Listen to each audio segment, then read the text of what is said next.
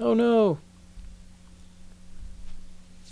Have a customer with black laminate countertops that are failing from water damage.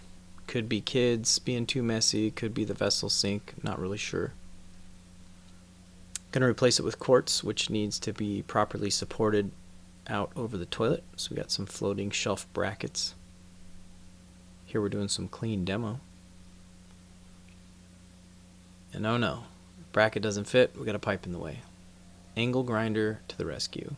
Cut these flanges just to give us enough room. We're still able to get all 6 screws into the stud. So we have the structural integrity, pipe gets to stay where it's at. Had a water line in the way too.